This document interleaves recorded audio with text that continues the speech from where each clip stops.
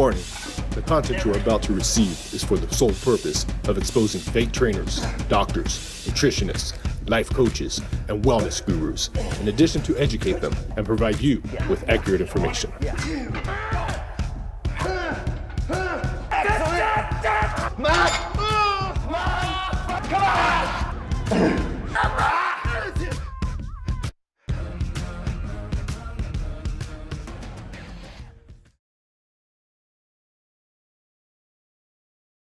Okay, so here's the fear that most people have. When you tell them that they have to calorie count, I mean, you know, for somebody like me who's been in the industry forever, I know the calorie of just about every food. So you do have to do a little bit of work in order to be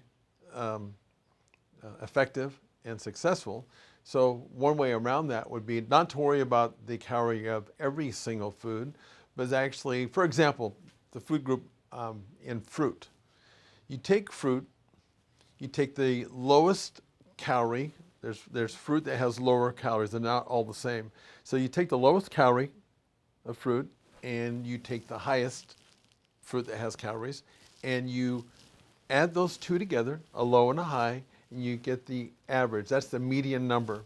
If you always use the median number in any food group that you do, it applies to all the food groups, then over time, you'll actually be able to control your weight very effectively without having to know every single calorie count of the food.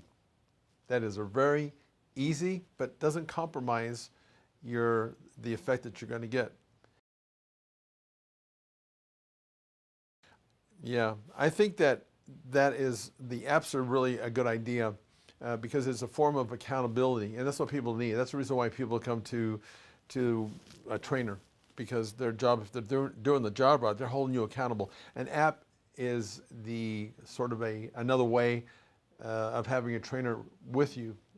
A good app is like having a personal trainer in your pocket. And anything that you can do to streamline that process will not make it seem like work, because that's, you know, people in the very beginning of kind of anything, they're on a honeymoon and they're excited about it, but it's like, okay, when the honeymoon wears off, now what?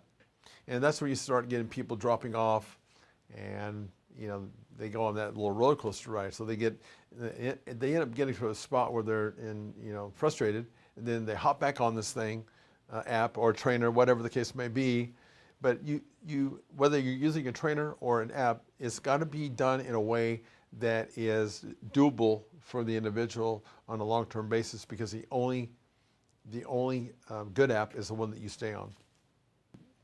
You know, one of the things that I did when I first started, because there were no apps, that's how old I am, is we had to write down everything. And I tell you, in some ways, it's actually better to learn it from that perspective, because you really learn it, because you have to write it down and you have to see it, writing the protein. Now the apps are so awesome that they do that for you, you know? So I recommend that. I mean, you don't have to be an expert, but you have to have an idea as to what's going on. That's the reason why I'm telling you, you know, you need to know what your calorie count is. And apps will actually do that, because they update sort of in real time, and they take that step from you having to do that out of the mix.